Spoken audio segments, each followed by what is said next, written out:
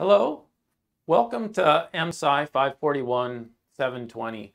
720 because the course is cross-listed at the graduate level as well. We'll get into what the differences there are in a moment. There's not much difference actually. All right, so today what I'm going to do is I'm going to have an introduction to the course. This is sort of your standard first lecture.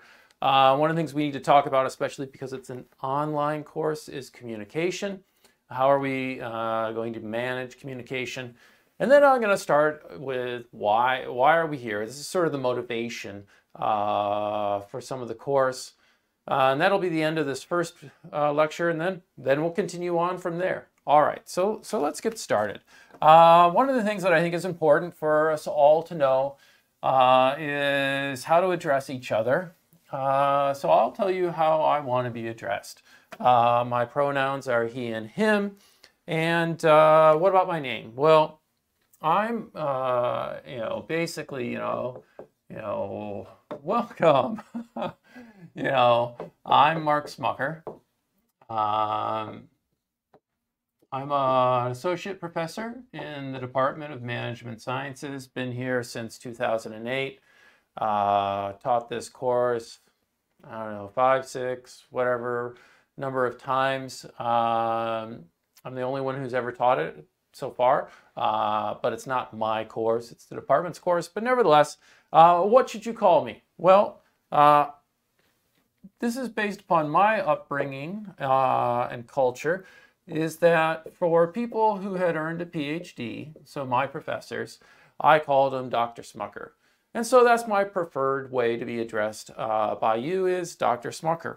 But some of you are not comfortable with that. Some of you go, you're not a medical doctor. I don't want to say that. That sounds weird. Then that's fine. Go ahead, please. Go ahead, call me Professor Smucker. I'll answer to that as well. Sometimes people just don't like that. That's okay. We've got another one for you, Mr. Smucker. That works. Okay. Sometimes students get in the habit of calling me by my last name. And I think that's in their conversations they have with themselves.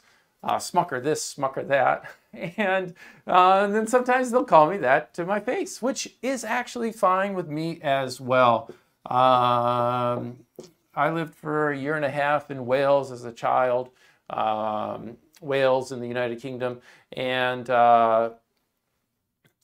there was times when we as children there used our surnames. And so Smucker this and it's fine with me. And, if none of that works for you or you forget, feel free to call me by my first name, Mark. I'll answer to it as well. It's just that I have a preference ordering, so I prefer towards the top. So you just need to find where in there your comfort level balanced against my comfort level, you find a name that you'd like to use. All right, that would be wonderful. All right, so now we've covered that. Let's get into course administration for 541 720. All right, so course administration. And what should we know about this? Well, all the lectures are going to be recorded, okay? I'm going to say it right now because I realize it's a good time to say it. There are no lecture notes. The only lecture notes that exist are these guys on yellow sheets of paper. They get things crossed out, arrows drawn. They're the notes that I prepare to give you these lectures. They're really not suitable for you, so I don't provide them to you. You need to do your own note-taking in 541 720. I think the notes will be of use to you. I think it's a good mechanism for learning. But yeah, there are no notes other than you're going to see some stuff go on the whiteboard. But as well, not everything I say goes on the whiteboard. For example, I haven't written, there are no notes provided in this course, okay? So this is a lecture style that some of you might not be used to, but yes, you're going to need to get in the habit of, oh, wait a minute, he says stuff, but he's not putting it on the whiteboard. Does that mean it's not important? And the answer is no. I will say stuff, it will be important, and it'll never end up on the whiteboard. But I will have said it, so you could take notes on it. And that's sort of the mindset that you need to get into. I guess a nice thing is that at least you, as you watch YouTube, all these videos are going to be recorded. They're all going to be posted to YouTube. YouTube does voice recognition, and you're going to basically see, you could turn on closed captioning and at least see what I'm saying, I guess. Anyways, so we've got the lectures. There's going to be about 3 hours per week of lecture. That's normal. You should expect me to tend to publish the lectures on a Tuesday, Thursday schedule. I'm teaching another course this term, MSCI 245, our databases and software design course.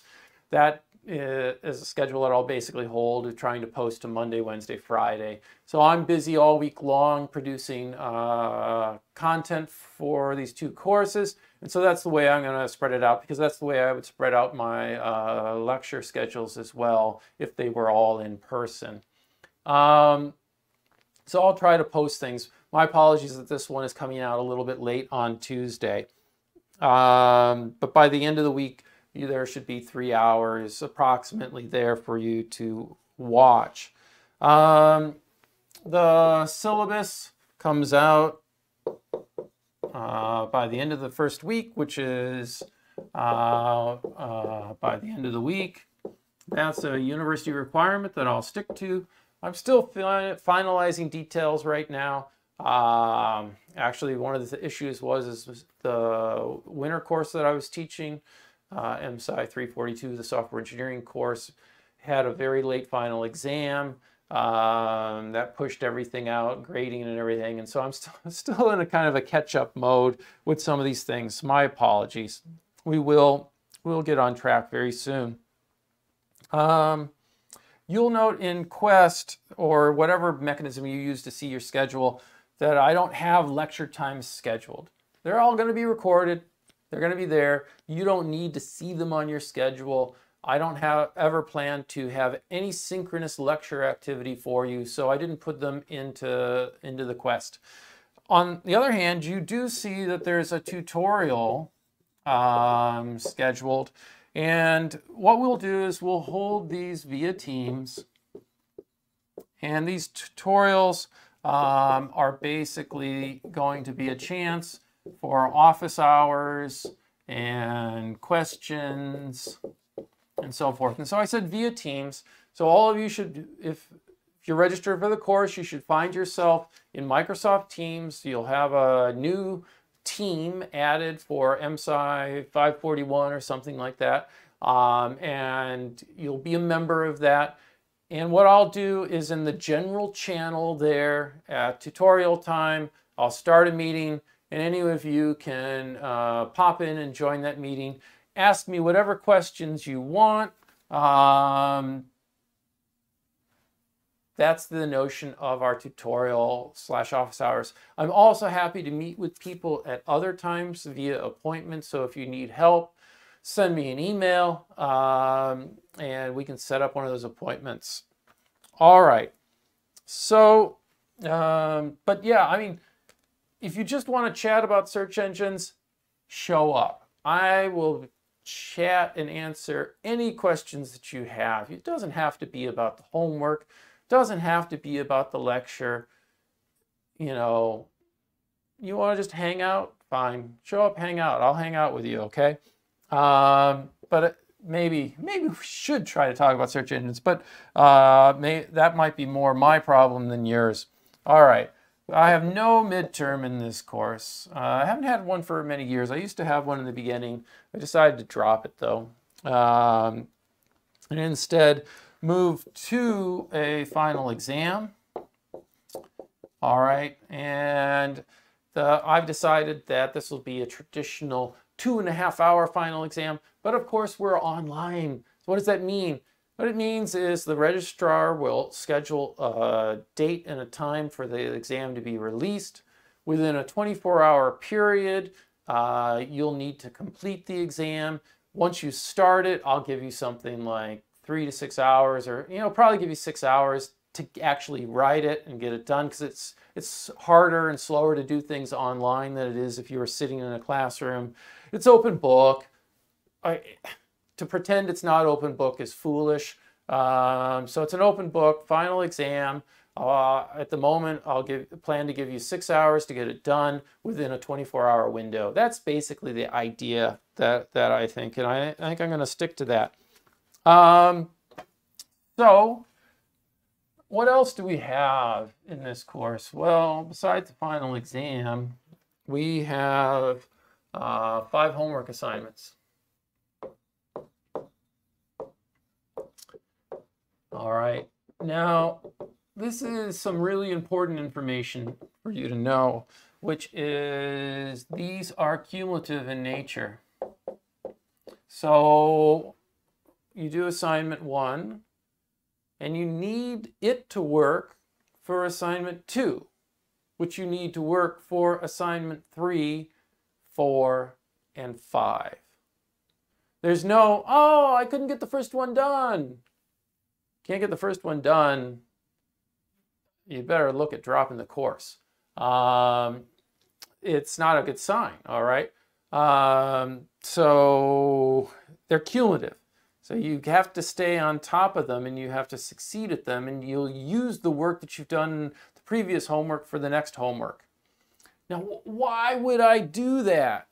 Well, the idea is we're going to build a search engine, all right? Now, we're not going to build Google by the end of the course, but we're going to cover the basics of text retrieval, web search, basically, the basics. They're really good basics to know. And the way that we really get to know them is through implementing them. So we implement the basics of a search engine, we implement the basics of how to evaluate the quality of a search engine, and at the end, it's all interactive, and you can actually type in queries and get results. And I find it totally cool. I love it. But the nature of it is the work builds on itself. And so you have to be prepared for that. That takes a lot of maturity, because you can't just drop an assignment or do poorly on it because of the cumulative nature of them. You need to know that these are lengthy assignments, okay? When I assign them, they're over a span of 1 to 3 weeks. Probably on average 2 weeks, okay, to get an assignment done. What does that mean in actual amount of times? Well, if it was like a 1-week assignment, that'd probably be 7 to 10 hours to get it done. If it's a 3-week assignment, it's 2 to 30 hours to get that assignment done. It might take you longer even. You might be a whiz and be able to get it done faster. But they're not small assignments. The assignments have on them a mixture of problems. This is to familiarize you sort of with the style of the problem that I would give on the final exam, to sort of prep you so that you're not like, what in the world is going to be on the final exam? What are those questions going to be like? You're going to get some of those on the homework so that you can go, oh, I get a feel for the type of questions he's going to be asking. But the bulk of it is going to be writing code. In other words, you're building that search engine, but also you'll be asked to analyze your work, the results, and there'll be effectively some report writing as well with it. You have to put it all together. So there's a lot of dimensions to it. So you can't just be a coder. You can't just be a data person. You can't just write great reports. You have to be able to do the whole thing.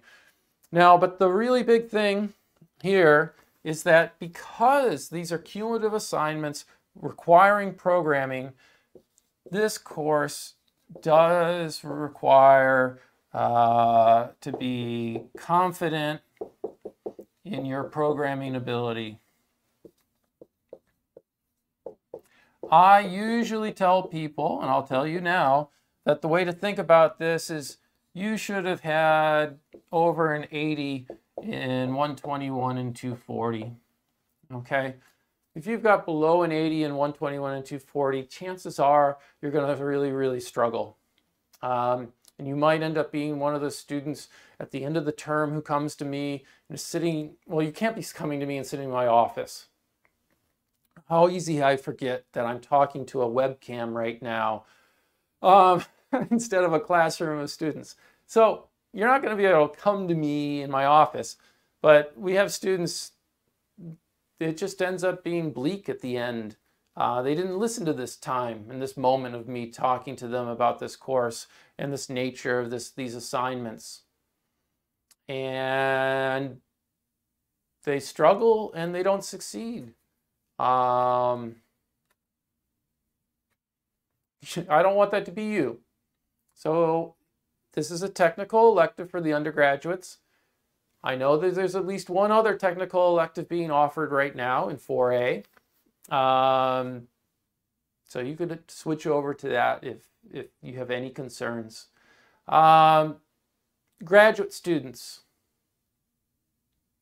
Yeah. This is not a seminar, let's read some papers and chat about them and so forth and so on. This has at its core Waterloo Engineering undergraduate 500 level course with a graduate component layered on top of it. So unless you can do this as well, you should look for another graduate course. Okay. So what about the programming? We've already seen this on Campus Wire, but you can do your programming language of choice. For the undergraduates who have been the management engineers, you've learned Java, you used it in many courses. It's probably a very safe bet to use Java. Okay. Now, some of you have developed high-level ability and skill to use Python. You can use Python, but you should really understand what you're doing in Python. You're not going to get to use for Python, oh, here's an existing library that does my entire search engine for me. You're not allowed to do that in this course. You're building it from scratch. Okay, so Python's not an easy out in that regard. Likewise, some students have had a real hard time in the past because they don't understand the data structures that they're using in Python and the way things work. And while we don't work with a gigantic amount of data, we do work with about 130,000 documents. And so everything's on the scale of that, which for a lot of the work that you've done in courses, maybe you had 100 things, maybe 1,000 things. So this is easily 100 times more than many students have ever dealt with of any amount of data. And so all suddenly, as you know from computational complexity, if you don't do it right and you accidentally do something that's n squared, for example, or heaven help you, anything worse than n squared, anything worse than quadratic, the programs, I get emails from students like, is it normal for it to take 6 hours? And the answer is no, it's not normal for it to take 6 hours. Like, I don't think I'm going to get done in time because my program's running too slowly. We're going to teach you all the proper data structures and things, and everything should be fine, but you need a firm understanding of your programming language and how it does stuff so that you don't shoot yourself in the foot. And I had one case where some student claimed that all his problems was because he was allowed to use Python and he shouldn't be, that wasn't fair. I should have told him not to use Python. Okay, don't use Python, okay? But it is your choice. You got to have the maturity and the knowledge to know and make good choices in the choice of your programming language. Okay.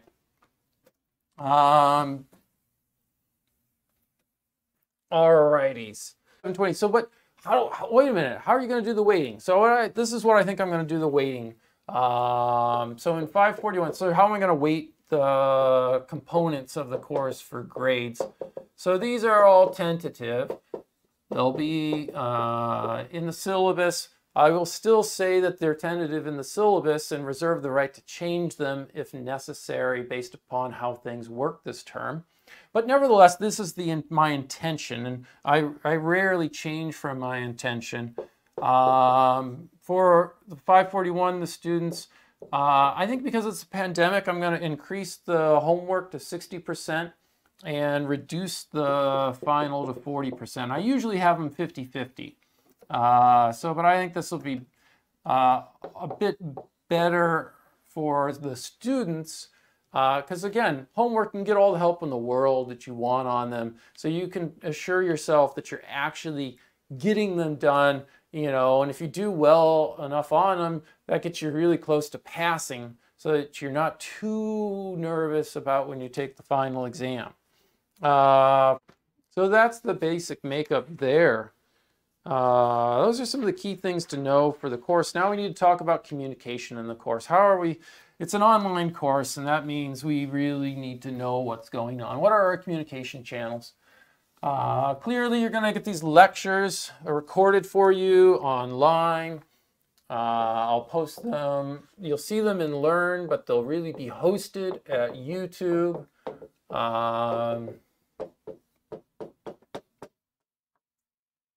We're going to make good use of CampusWire. You have received an invite.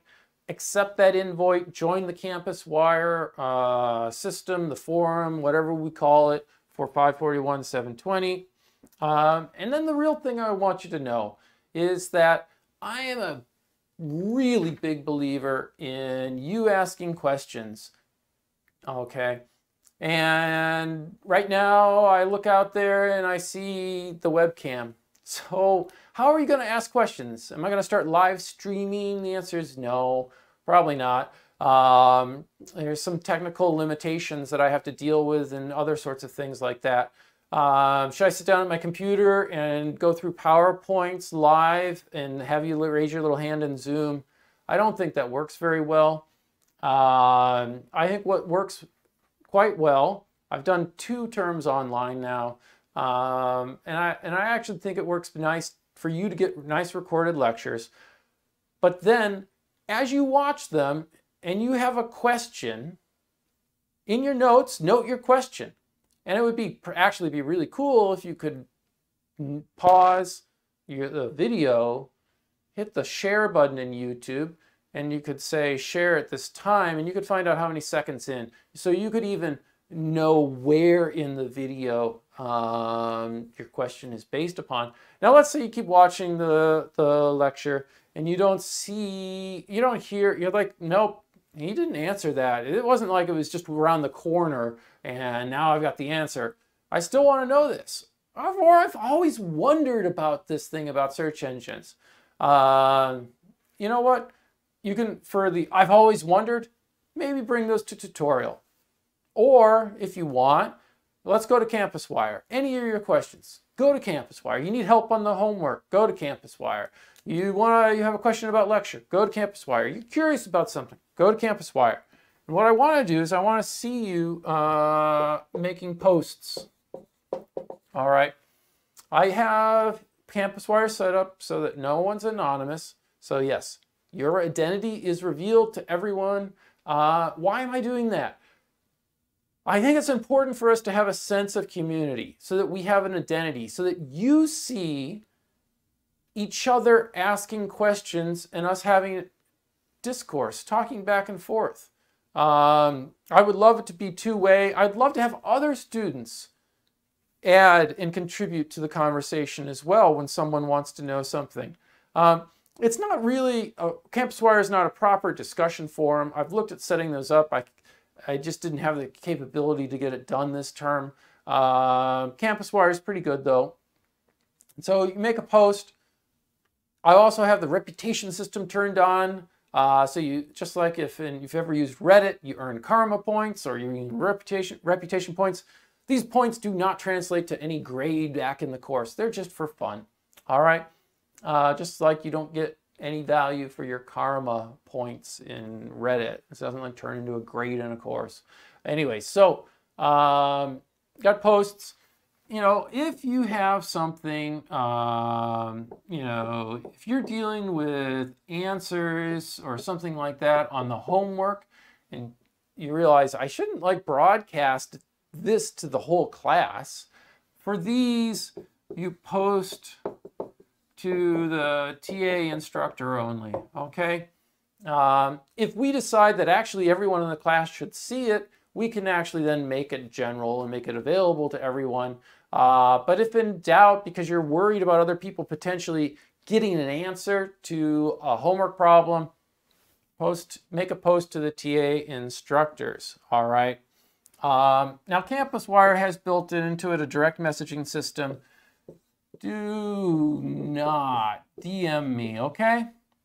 I'm not sitting there answering DMs. It doesn't work well for me. It's to DM me is kind of like popping your head into my office and going, hello, how are you? Excuse me, I want to interrupt you right now. Doesn't work. I'm often busy with other things, so I can't handle those interruptions. So do not DM me. I will ignore your DMs. Okay? If you have a question, post it. That way myself or the TA can respond to you. It works great. If you just DM me and I ignore you, it doesn't work great. If you just DM the TA may not know the answer and has to contact me anyway. Put a post and we'll both see it. And you know what? If you make the post and the whole class sees it, you might get an answer from someone else in the class quickly. And that could be great for you. I am going to make announcements on CampusWire. They're going to be there and they'll be tagged as an announcement so that you can filter and see what were the official announcements in the course. I do this so that you don't have to be checking and wondering, oh, is he putting announcements on Learn, but I'm going to ignore CampusWire. And that raises a really good point, which is with regard to CampusWire, you need to pay attention to it. So you should read everything.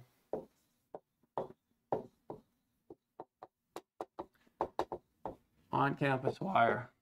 So every question that's asked and every answer that's made, you should be reading it. Now, why is that? It's because CampusWire is an extension of this classroom that we're in. Okay, it's just like you're in lecture and someone raises their hand and asks a question. I take the time to formulate an answer. That means I believe I've communicated to the class through answering that question some information. Now, sometimes it's something that you already know. And just like in class, you're like, well, I already got that. Well, that's fine. You can read it really quickly and be done with it. But other times, the person's going to ask a question. I'm going to give an answer that's going to cover material in the course, and I'm not going to bother to go stick it in a later lecture. In other words, these lectures, they're not all pre-printed on PowerPoints. I'm going to skip it. If I take the time to put it into CampusWire, I'm going to skip it when it comes to lecturing in class. Why would I do it twice? So you're responsible for everything that shows up there. You should read it. You should understand it. It's important. All right, so what if you need an excuse to, miss something, or you need an extension or whatever? You email me. So you send email basically for personal issues, excuses, those sorts of things. Those don't need to be posted to CampusWire. Don't DM them to me. Email me that sort of stuff, okay? What will we use Learn for? We'll use learn for distribution of materials. Distribution and collection. So I'll likely, you'll turn some stuff in there as well.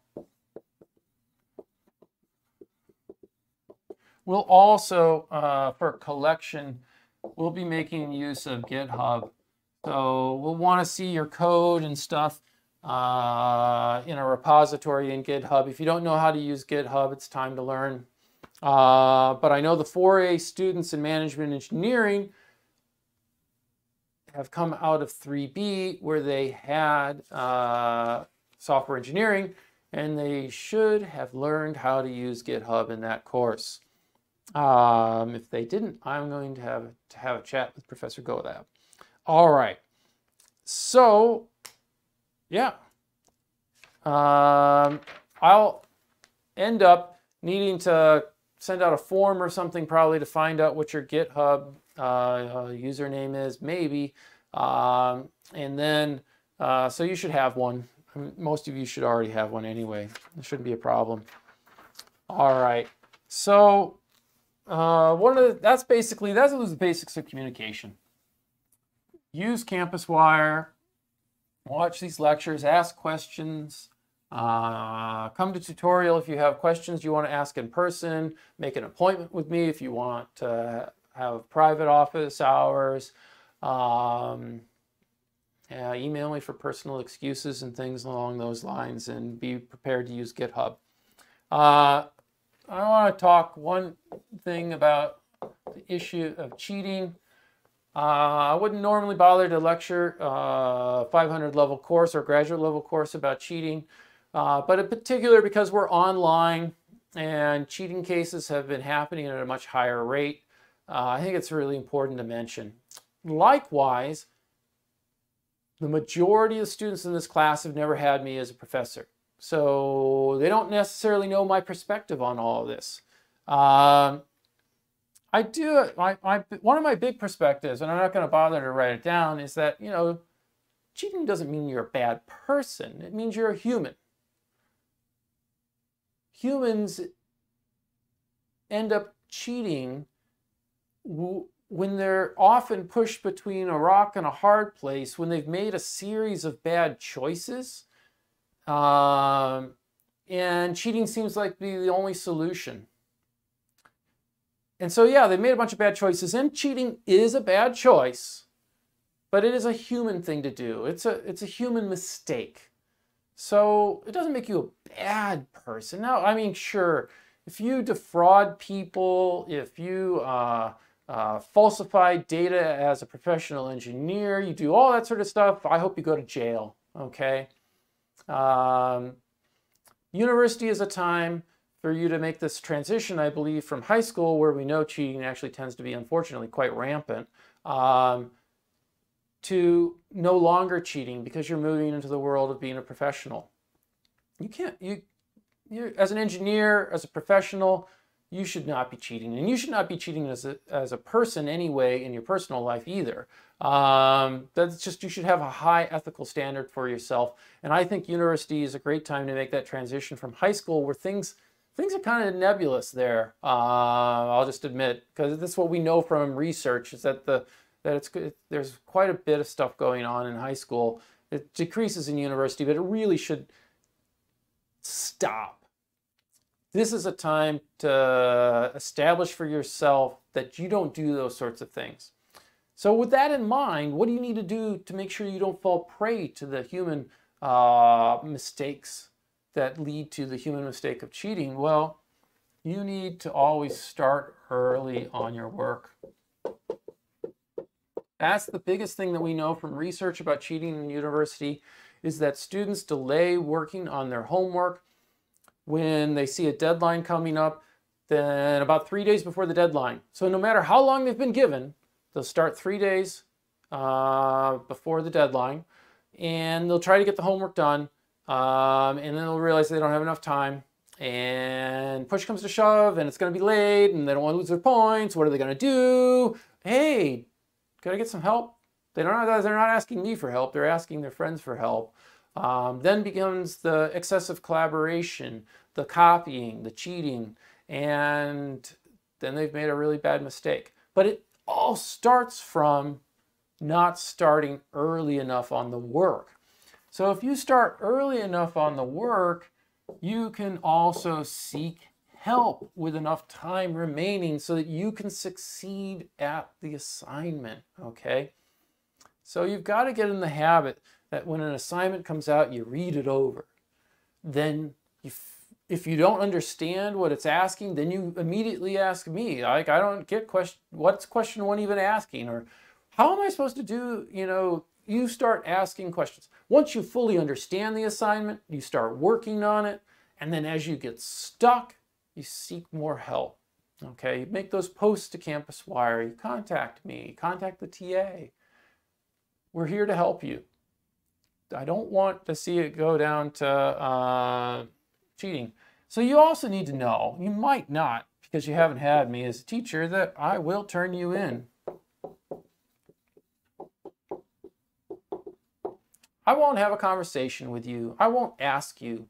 When I believe that cheating has been done and I'm confident that I have a solid case, I package it up and I send it to the associate dean, and the associate dean processes it, and in almost every case, I'd say greater than 95% of the time, maybe even a higher percentage, the associate dean agrees with me, and you're going to be found guilty of academic misconduct and suffer penalties for it.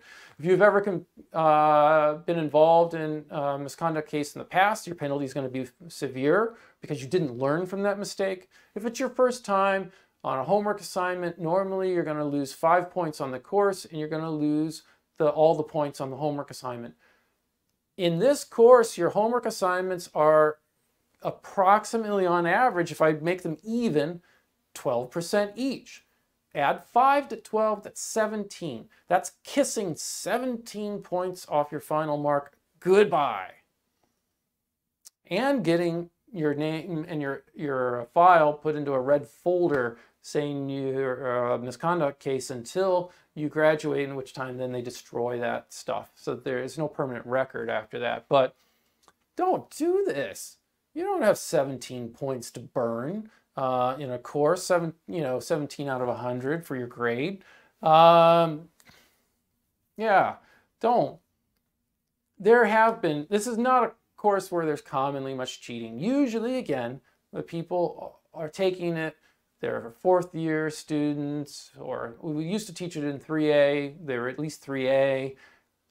But they understood. They'd had me as a professor in other courses. They knew what was necessary to do well in the course. They knew they had to work hard, and they knew I will turn you in if you cheat. So I didn't have too many cases, but the cases I have had in 541, I had someone completely falsify data. I was able to show that it was bogus. Yep. Likewise, had someone... it was the weirdest thing. They just plagiarized code from the internet. Code didn't help them. That was what was weird about it. But yeah, they just copied code and like stuck it in the assignment, like hoping they'd get some sort of part marks or something. No. All right, yeah. One, you didn't write it, so now you're guilty of cheating and you're going to get a 0 anyway. So what was the point? Don't do this sort of stuff. Now, what can you do? What is the definition, or what are we going to work with and concern ourselves with cheating? So cooperation is allowed. Collaboration is not allowed. So you're like, what the heck is the difference between these two? Well, collaboration is, let's work together on our homework. You're not allowed to work together on your homework. You're not allowed to divide up the questions. You do this, I'll do this, we'll copy, I'll rewrite your answer or whatever. No, you're not allowed to do that. You're not allowed to copy each other's code. So you're not allowed to collaborate. What's cooperation? Cooperation is, Yeah, I'm having trouble understanding how does by document indexing work. I was wondering if you could help me understand that. You can ask a teammate, not a teammate, we aren't going to have teams here. I'm going to ask a friend that. You can ask a friend to help you debug your code. That's fine with me. Just don't, so long as they don't end up copying your code. You cannot send someone code for their intended purpose for them to copy it, or even for them to look at it to help them understand the problem. Trust me, every single time someone sends someone code to help them, that person ends up copying it, and both people end up are found guilty of cheating. Don't make that human mistake of trusting someone. They will burn you. So you can cooperate. You can learn the material together. You can talk about the problems together. Okay, that's fine. Oh, what is your approach, or what's your idea? How should we do this? You could go to a whiteboard and you can do all what you want. You know, I mean, I know it would have to be a virtual whiteboard, but you could do that. You could have these conversations. But don't start sending each other emails with solutions. Don't be sending each other code. Don't be sharing code. So long as each person, if you had joint notes that you made from a cooperation session and you turn them over and you don't look at them and you're able to do your work all on your own, you're not going to end up with a copy of someone else's work. Okay, so you can cooperate. You can talk with each other. Absolutely. I'm all aboard that. All on board with that. But you can't collaborate. You can't do the work together, and you can't copy from each other. All right. And yes, there'll be no teamwork in this course. Everything is an individual assignment. All right. So I'm going to detail what the differences are on the board. I've talked about it, I said it, and you've taken great notes. It's important that you understand that in everything that you do, you acknowledge all sources. I've had graduate students plagiarize. Don't do that on the term paper. Or fail to quote material. They don't properly paraphrase. You got to be on top of your academic integrity. You got to acknowledge all your sources, but this includes, you know, anything that you do when you work on an assignment. You need to note what web pages and books you're using as helping you solve these things. I don't need to know about the course textbook, but any other web pages and stuff I do need to know. Anything that you go and you look, maybe you go read code. You know, you're obviously not going to copy the code, but you're going to read it. It might have helped you understand something. I need to know that you got ideas from someone else. Okay? Yeah, okay, great. I said you could talk with classmates, so let me know who those classmates are. You get help from the TA or instructor, you need to also acknowledge that. The big thing here is really what I want to stress, and this is true as a student, this is true as a professional, this is true as a person. Ethically,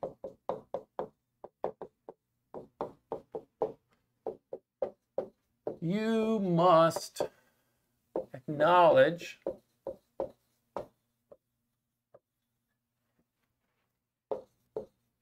each person's, and by the way, people who write web pages, they're behind it, they own those web pages. People who write code, they wrote the code, they own it. You know, so they have to acknowledge those people, each person's contribution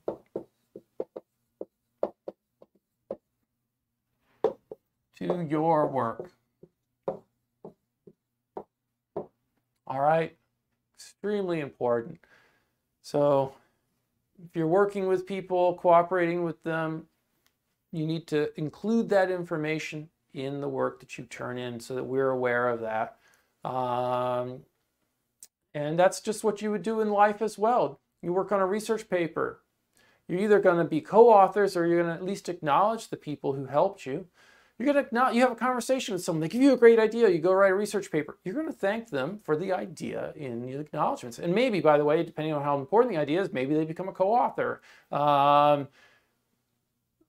We don't not acknowledge people. It's just not ethical.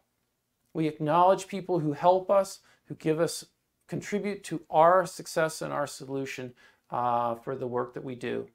We don't take credit that's not due to us. Okay. All right. On that joyous and fun note, but it's really serious. I actually had a professor, it was at the start, I believe, of I had an undergraduate discrete mathematics course, and this professor's, like it was an introductory lecture, and he talked about this, and it really sunk in with me, like, yes, okay, so, oh, okay, yeah, I could go to the library and I could go find a book that could help me solve the homework, but all I really need to do is acknowledge I found a solution in a book. This is before the internet, okay? So I couldn't go to a web search engine and look up answers, but I could go to the library and try to find it in some sort of textbook somewhere. Likewise, you could help even if you collaborate, cooperate, whatever, you got to say who you talked with about the work that you did. All right. So now let's move on to the more enjoyable material. Why are we here? Why study information retrieval? And you're like, what is this information retrieval he speaks of? Information retrieval is the old-fashioned but still used formal name that's all-encompassing of search. Okay, what we might, at a sort of a lay person say search.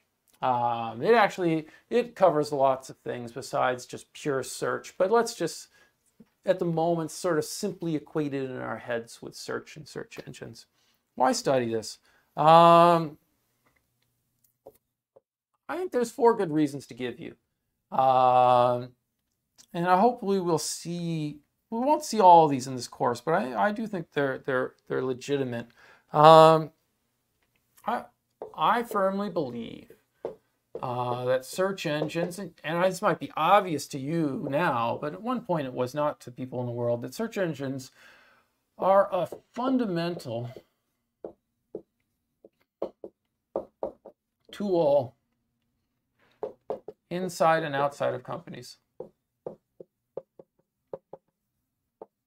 So we have all these businesses, and you tell me what business wouldn't be in pain if Google went away? You tell me about all these companies that have some sort of search over their products or internal document stores with search. We all rely upon these things now. They're really important, and so I kind of think of it. It's a fundamental information system, like a relational, or let's just say like a database. So databases are everywhere, and they are fundamental to companies. It's an entire field of research. Information retrieval, by the way, is not databases. We'll cover that in a bit. But it's fundamental. Once upon a time, most companies didn't have anything to do with information retrieval. Now they're all awash with data. They're all awash with a huge amount of text. They have, all their employees have email. Those employees are searching their email, trying to find information. The company is storing documents all over the place. People want to search and find those documents. So it's a real fundamental technology, and I think it's really good to know it, just like the way that you know databases. Actually, to know it better than you know databases, because you probably don't know how to implement a database. But we're going to learn a lot about how to implement an information system at the basic level. You're going to see more and more companies advertise or hiring what are called search engineers. I've seen the job postings, and so they need engineers who understand how search engines work and to do the development and improvement and optimization of those search engines to improve the business function around those search engines. So not only do you have gigantic companies like Amazon that has an entire search team dealing with all the product search that they have, or the huge number of researchers they have also working with dealing with Alexa, or like Apple with Siri, but you've got all sorts of small companies and they've got search over them and such. I mean, even a company,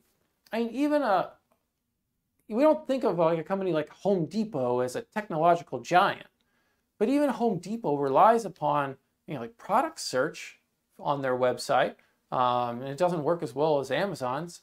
And then we've got other companies who just have a bunch of text material and they also want to provide search to people over it. It's part of their business. We see, and so they need to hire, but they find out that their existing engineers don't know much about search engines. It kind of doesn't work the way they want it to. And these people don't know what to do. They twiddle knobs and it doesn't work right. So you're going to see this being hired. And when you have this knowledge that we have in this course, this gives you a real leg up over other people for those sorts of jobs. And maybe you don't care about that stuff. Well, I will say this is a course where you get to use and manipulate and process text. So words. And so you get exposure to dealing with this data type. It's an unstructured data type. You might go, oh, wait a minute, my language isn't unstructured. Well, relative to like a database table, it's very unstructured. It's just a bunch of words. It's human language. It doesn't fit any firm rules or laws. So how do we use and manipulate and retrieve and stuff, language, text? This course gives you a nice view into that. And finally, I think this course, really at its heart, one of its biggest values, I think, is that it provides an example of how to design within reason, but more importantly, evaluate and improve a complex information system. Too many information systems are built and people don't, they can verify that there's no bugs in it, okay? They can make sure that it's kind of what the client wants. But they're sophisticated information systems. A search engine, you could get the algorithm working correctly that you envisioned, but you might type in words and not get the stuff that you find useful. Well, is it any good? Well, it's bug-free, but I can't use it for anything. So that algorithm and the algorithms behind the search engine, we need to understand how to make them better and how to actually measure how well they're working so that we can, when we change them, we can know whether we've actually improved the quality of the search engine. And so when we work on these complex information systems, decision support systems, we have things with machine learning and all sorts of stuff in them. We need to understand that evaluation is an important component of the process of building, maintaining, and improving these systems. It's not just about having them be bug-free. It's a whole extra level that we need to go to for them. And so we will talk a lot about evaluation. I think it's really critical. It is perhaps the core focus of my research area is the evaluation of information retrieval systems or search engines. So it's something that I care a lot about. We're gonna talk about it. It is really important. I've talked with other people. They've taught courses on search engines and stuff, and they're like, yeah, for them, they absolutely from day one they start talking about evaluation because they're like, what's the point of anything else in the course if we don't understand how we're ever going to measure whether it works or not? We're actually not going to start immediately with evaluation. We'll get to it quickly, but we're not going to start with it. But it's a fundamental thing that we can't make progress unless we can measure things. And so evaluation and information retrieval is all about measuring how well things are working. All right, so I'm going to leave you with a question after all of this to think about what is, because if we're talking about how we're going to evaluate it and stuff, maybe we should know what is the purpose of a search engine. You know, what is it that it's really supposed to do? If you were here in the classroom with me right now, I'd have you sit and think a bit and maybe write down a definition for yourself. Then I would have people share them and I would write down those definitions and we would talk about them. Well, we can't do that, which is sad. But what we can do is I can leave you with this and you can think about it for a bit. And when I post the next video in our series of videos, I'll pick up from this and I'll tell you basically the thoughts that I have and many other people have about what is the purpose of search engines. But you should think about it yourself. All right.